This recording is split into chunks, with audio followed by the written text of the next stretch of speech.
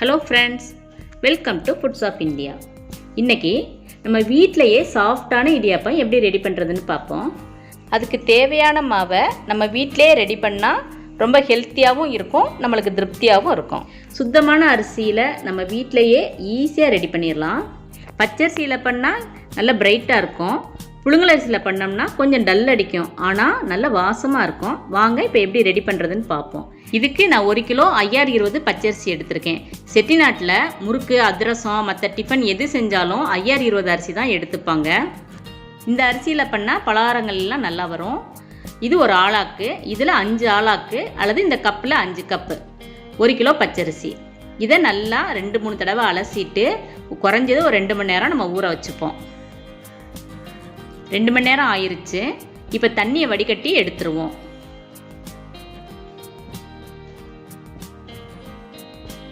இப்போ தண்ணியை நல்லா வடிகட்டியாச்சு.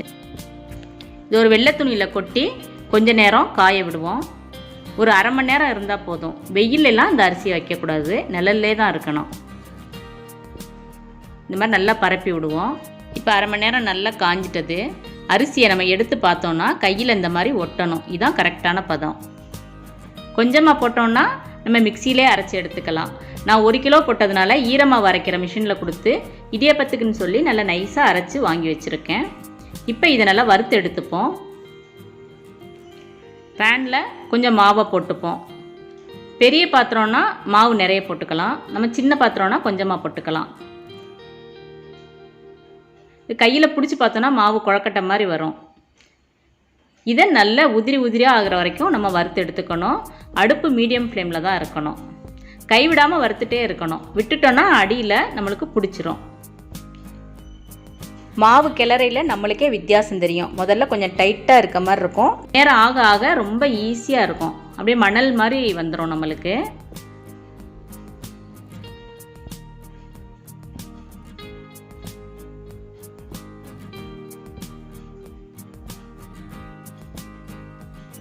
இப்போ மாவோட அளவே பாருங்கள், கணிசமாக குறைஞ்சிருக்கும். கிண்டும்போது ரொம்ப ஈஸியாக அப்படியே உதிரியாக இருக்கும். இதுதான் கரெக்டான பதம்.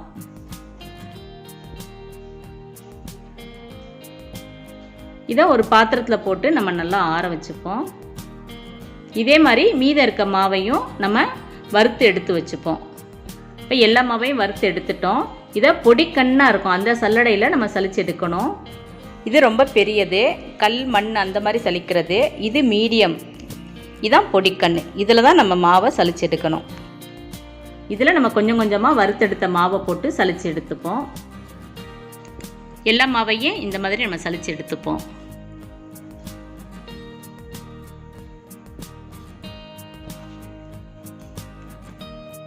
ஈரமாவை வறுத்து சலிக்கும் போது இந்த மாதிரி வரும். இதை நம்ம மொத்தமாக சேர்த்து ஒரு மிக்சியில் போட்டு அரைச்சி திருப்பி அதையும் நம்ம சலிச்சு எடுத்துப்போம். இப்போ இந்த மிக்சியில் போட்டாச்சு. இதை நல்லா நைஸாக அரைச்சிருவோம். இதையும் நம்ம சலிச்சு எடுத்துருவோம். இப்போ நம்மளோட பச்சரிசி மாவு ரெடி ஆயிடுச்சு. இந்த மாவை நம்ம இடியப்பம், புட்டு, குழக்கட்டை, உப்புச்சீடை, இனிப்புச்சீடை இது எல்லாத்துக்கும் நம்ம யூஸ் பண்ணிக்கலாம். ஆனால் முறுக்கு அதிரசத்துக்கு நம்ம இந்த மாவை யூஸ் பண்ண மாட்டோம். அதுக்கு வேறு மெத்தடில் நம்ம ரெடி பண்ணுவோம். நான் அந்த வீடியோ போடும்போது உங்களுக்கு எப்படின்னு சொல்கிறேன். இந்த மாதிரி கோலம் போட வரணும். இதுதான் கரெக்டான மாவு பதம். அடுத்து நம்ம புழுங்கல் அரிசியில் எப்படி இடியப்பம் ரெடி பண்ணுறதுன்னு பார்ப்போம். இதுக்கும் நான் 5020 புழுங்கல் அரிசி எடுத்திருக்கேன். இதை ஒரு 4-5 தடவை நல்லா அலசிட்டு உடனே நம்ம ஒரு துணியில் காய வச்சிடணும், ஊற வைக்கக்கூடாது. இது ஒரு அரை மணி நேரம் வெயிலில் போட்டுட்டு திருப்பி வீட்டில் நம்ம நிழல் காய்ச்சலே காய வைக்கணும். வெயிலில் ரொம்ப நேரம் இருந்துச்சுன்னா அரிசி உடஞ்சிரும். இதை நம்ம மிஷினில் கொடுத்து இந்த மாதிரி திரித்து எடுத்துக்கலாம். இந்த மாவையும் நம்ம வறுத்து எடுத்துக்கணும். நம்ம வறுத்து வச்சோம்னா தான் இடியப்பம் நல்லா சாஃப்டாக இருக்கும். ரொம்ப நாள் ஆனாலும் கெட்டு போகாமல் இருக்கும். ஈரமாவு பச்சரிசி வறுக்கிற டைம் அளவுக்கு இது டைம் எடுத்துக்காது. ஒரு 2-3 நிமிஷத்துல இந்த மாவு ரெடி ஆயிரும். இதையும் நல்லா வறுத்துட்டு சலித்து எடுத்து வச்சுப்போம். இப்போ நம்மளோட புழுங்கல் அரிசி மாவு ரெடி ஆயிடுச்சு. இப்போ நம்ம 2 மாவையும் வச்சு இடியப்பம் எப்படி ரெடி பண்ணுறதுன்னு பார்ப்போம். முதல்ல பச்சரிசி நான் எடுத்துக்கிறேன். 1/2 கப் பச்சரிசி மாவு எடுத்திருக்கேன். இதுக்கு நல்லா கொதிக்க வச்ச தண்ணி, அதில் கொஞ்சமாக உப்பு போட்டு அந்த தண்ணி, சூடான தண்ணியை இந்த மாவில் ஊற்றி கிளறி விடணும்.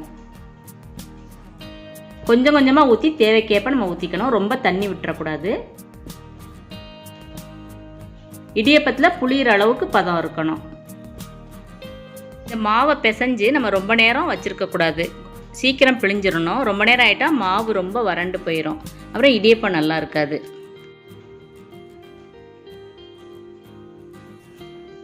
இந்த மாதிரி நல்லா பிசைஞ்சு எடுத்துப்போம்.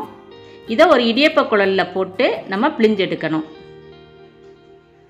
இந்த மாதிரி பொடிக்கண் உள்ள இடியப்ப குழல். நம்ம இடியப்பம் புளியறதுக்கு முன்னாடியே ஒரு இட்லி பாத்திரத்தில் தண்ணியை நம்ம கொதிக்க விட்டுக்கணும்.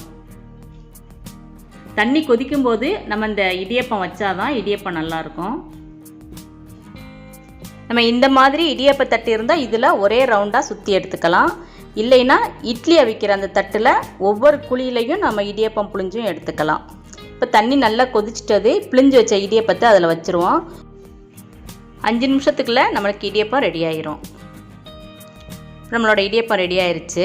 இந்த தட்டோட கைப்பிடியில் கொஞ்சமாக தண்ணி விட்டுட்டு எடுத்தோம்னா நம்மளுக்கு சுடவே சுடாது, ஈஸியாக எடுத்துடலாம்.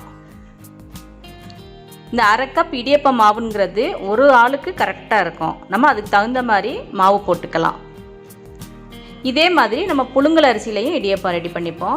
1/2 கப் புழுங்கல் அரிசி எடுத்திருக்கேன். அதே மாதிரி கொதிக்க வச்ச தண்ணியில் கொஞ்சமாக உப்பு போட்டு மாவை நல்லா பிசைஞ்சு எடுத்துப்போம்.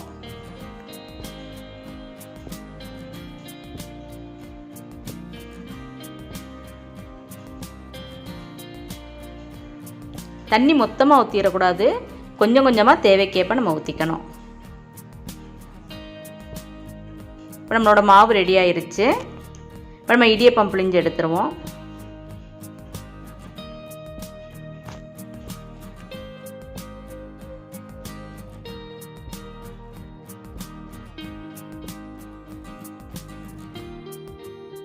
இப்போ இடியப்பம் புழிஞ்சாச்சு.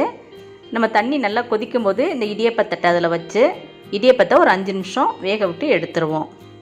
நம்ம இந்த மாதிரி இடியப்பம் புளியும் போது அடுப்பு மீடியம் ஃப்ளேமில் தான் இருக்கணும். ஃபுல்லாக வச்சிட்டோம்னா தண்ணி எல்லாம் சீக்கிரம் வற்றிடும். 5 நிமிஷம் ஆயிடுச்சு. நம்மளோட புழுங்கல் அரிசி இடியப்பம் ரெடி ஆயிடுச்சு. நம்ம 2 அரிசியிலுமே இடியப்பம் செய்யலாம். அவங்கவுங்க டேஸ்ட்டை பொறுத்து பச்சரிசி புழுங்கல் அரிசின்னு மாறுபடும். புழுங்கல் அரிசி இடியப்பம்னா கொஞ்சம் நல்லா வாசமாக இருக்கும், பச்சரிசி இடியப்பம் நல்ல கலராக இருக்கும். நம்மளோட தேவைக்கு ஏற்ற மாதிரி அரிசியை நம்ம டிசைட் பண்ணிக்கலாம். ஆவியில் வேக வைக்கிறதுனால இட்லி மாதிரியே இடியப்பமும் ஒரு ஹெல்த்தியான டிஃபன் தான். குழந்தைங்கள்லேருந்து பெரியவங்க வரைக்கும் எல்லாருமே இந்த டிஃபன் எடுத்துக்கலாம். இது கூடவே தேங்காய் பால் ஜீனி சேர்த்துக்கலாம், இல்லைன்னா தேங்காய் பூ ஜீனி சேர்த்துக்கலாம். செட்டிநாட்டு பகுதியிலலாம் சொதின்னு சொல்லுவாங்க, அது கூட வச்சு கொடுப்பாங்க. ரொம்ப நல்ல டேஸ்ட்டாக இருக்கும். நீங்களும் இந்த மாதிரி ஹெல்த்தியாக வீட்டிலையே இடியப்பம் மாவு ரெடி பண்ணி இடியப்பம் செஞ்சு பாருங்கள். எப்படி இருக்குன்னு கமெண்ட்ஸில் சொல்லுங்கள். இந்த வீடியோ உங்களுக்கு பிடிச்சிருந்தா லைக் பண்ணுங்கள், ஷேர் பண்ணுங்கள். இது வரைக்கும் இந்த சேனலை சப்ஸ்கிரைப் பண்ணலைன்னா சப்ஸ்கிரைப் பண்ணுங்கள். தேங்க்ஸ் ஃபார் வாட்சிங்.